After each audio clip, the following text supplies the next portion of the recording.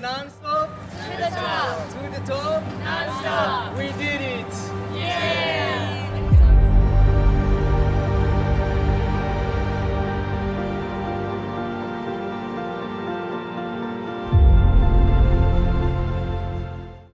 Day 1 started at Chunya Lodge in Moshi. We packed up and drove 3 hours to the Lemosho trailhead. The trailhead was buzzing. Vans, porters, groups everywhere.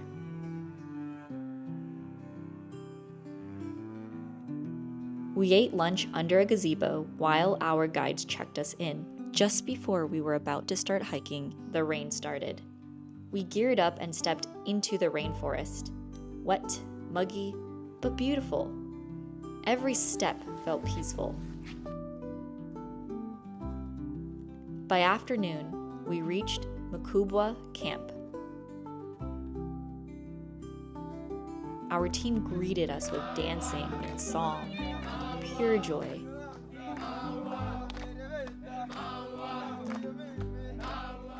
After the dancing and singing, we were given a brief tour of the campground. This would be the setup at every site along the way. Among our group, we had 2 shared bathrooms, and we quickly got used to the rhythm of the Kilimanjaro camp life. That night, we ate hot soup, had a health check, and were given warm water bottles for our sleeping bags. It was only day 1, but already Kilimanjaro felt magical. Day 2 was one of the longest and wettest days of our climb. We left Mkubwa camp in clear weather, but the rain came in waves throughout the day.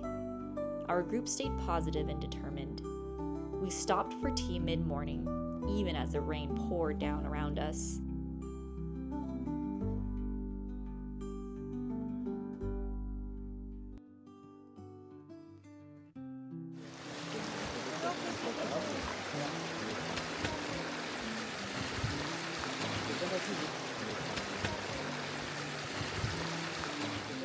But by lunchtime, we reached Shira camp. The skies cleared just long enough for us to rest, eat, and lay our gear out to dry. We continued to Shira 2, where we'd spend the night. Today we crossed out of the rainforest and into the heath and moorland zone. Shrubs, low grass, and open views. The landscape was changing, and so were we. We did Shira 1, Shira 2. It's been quite a strenuous day. We did a lot today. We're at 13,000 feet elevation. And I think today was definitely the hardest day. 10 hours. Yeah, day was good for the first 2-3 hours, and then it started raining. Then the views and the walk was nice, but it was cold and rainy. Day 3 was our acclimatization day, a long trek from Shira 2 camp to Barranco camp. In the morning, we were finally treated to our first clear view of Mount Kilimanjaro. The clouds kept shifting, opening just enough to reveal the summit in fleeting, magical glimpses. And for a while, the sun was out.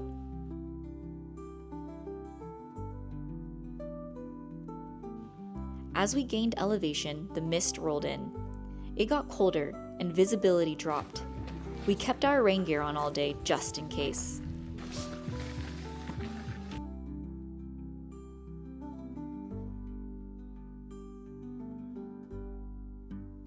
The altitude was starting to hit. Some of us felt it. Headaches, fatigue, slower steps, but we stayed strong.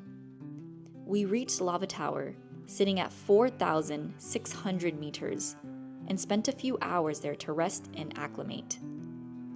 Later, we descended down to Barranco camp at 3,900 meters. The change in altitude brought some relief, and the views into camp were breathtaking. It was a long, challenging day, but we made it. Tired, proud, and one step closer to the summit. After days of rain, cold, and mist, we woke to sunshine. Real golden sunshine. Our whole team was singing as we got ready to climb the Barranco Wall.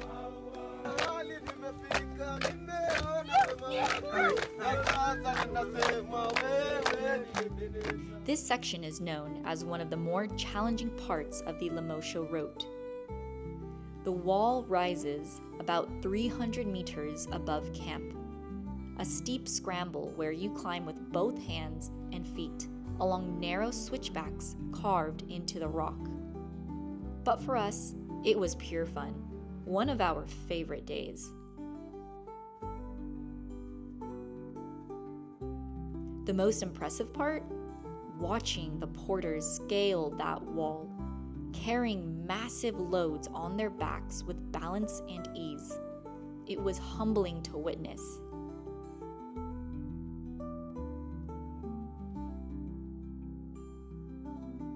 At the top, we pause for tea, completely above the clouds.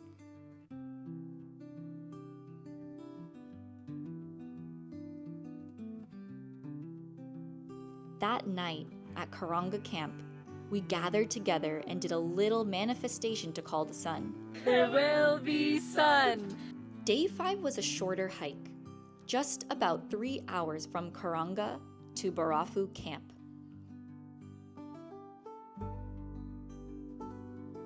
We even had the energy to practice a little choreographed dance we'd been preparing for a family wedding.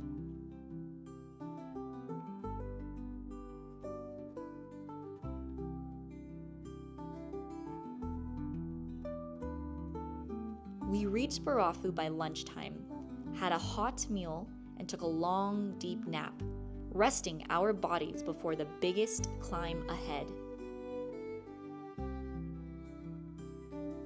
That evening, we gathered in the dining tent for a full summit briefing with our guides, going over every detail, every layer, every step. Tonight would be the summit night. The time to wake up. We all discussed that we will wake up you at 11 p.m. and then starting at 12. We will be walking pole pole, normally around 4 a.m. It's getting cold.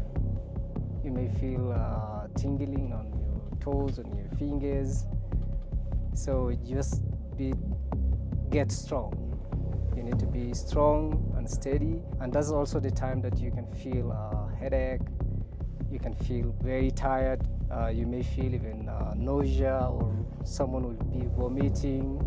Here we go. It's freezing outside. There's ice everywhere.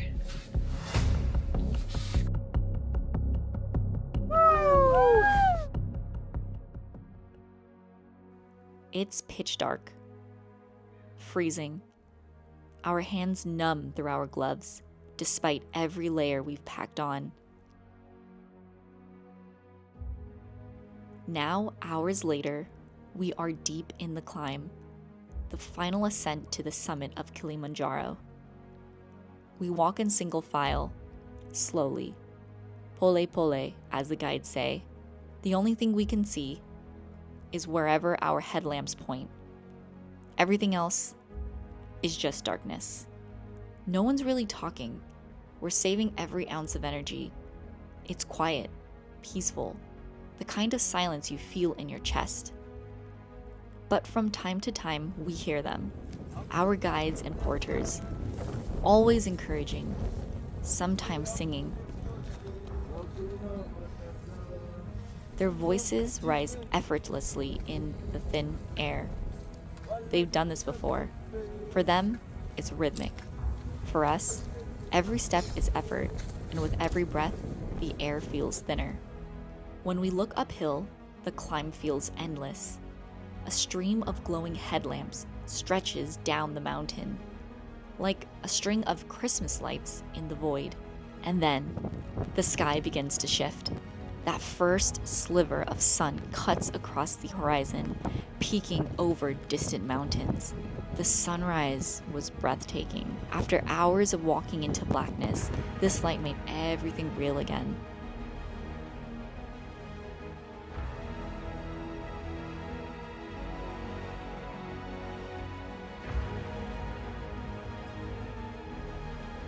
Now we could see where we were walking, the terrain, the path, the sheer scale of it all. We stop often to hydrate, to eat a chocolate bar, hoping that sugar might wake us up or give us a jolt of strength. Some of us fight sleep during breaks, because yes, at nearly 19,000 feet, you can fall asleep just sitting still. Our group splits. Anika, Keval, and Tulsi went ahead. Ila, Kushal, Krishan, and I stayed back, moving at a steady, quiet rhythm.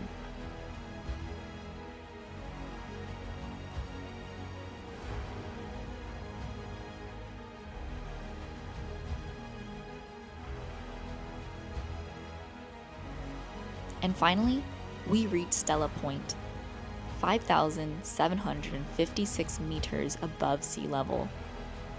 For many, this is where the climb ends. It's an incredible feat, but the summit, Uhuru Peak, is still another hour away.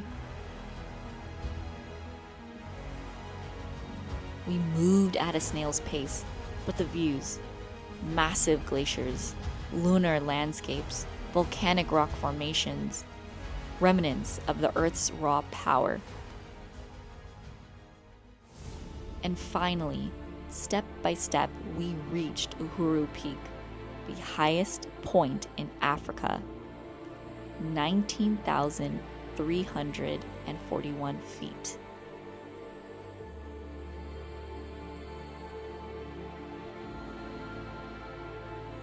We had the peak to ourselves, and for over an hour it felt like the top of the world. And now it was time to come down. But descent is never easy, even with victory in our veins.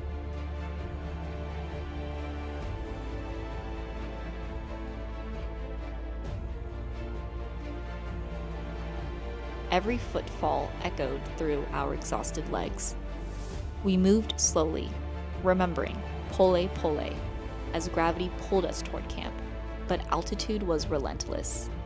Krishan, he started swaying. Moments later, the sickness hit him. He threw up again and again. And Kushal.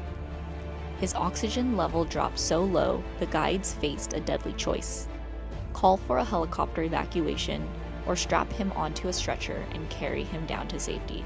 Mweka camp was still 4 hours away. A long, rocky descent, stretching across alpine desert into moorland and forest. We arrived back just at sunset. Our bodies wanted nothing more than sleep. We freshened up, pulled ourselves together, and gathered in the dining tent. It was our mum, Ila's, birthday. On this mountain, in a mess tent, they baked a cake at altitude. What a moment to remember. Kilimanjaro isn't known for its technical difficulty, but it has its own battles: biting cold, relentless rain, and thin air. Some say it's about the climb. Others say it's about the summit. For us, Kilimanjaro was both. 7 days, 5 climate zones, countless memories. But it was the people who made this journey unforgettable. The laughter, the shared struggle, the quiet strength in each other. Kilimanjaro tested our bodies, but it also brought us closer in ways only a challenge like this can. Our guides and porters, true heroes. With their smiles, songs, and tireless efforts, they carried us in more ways than one. They lived this mountain, and they welcomed us with warmth and heart. Tanzania left its mark too. The music, the kindness, the easy joy. Climbing Kilimanjaro was a journey of mountains, both around us and within us. And the memories we made will carry forever.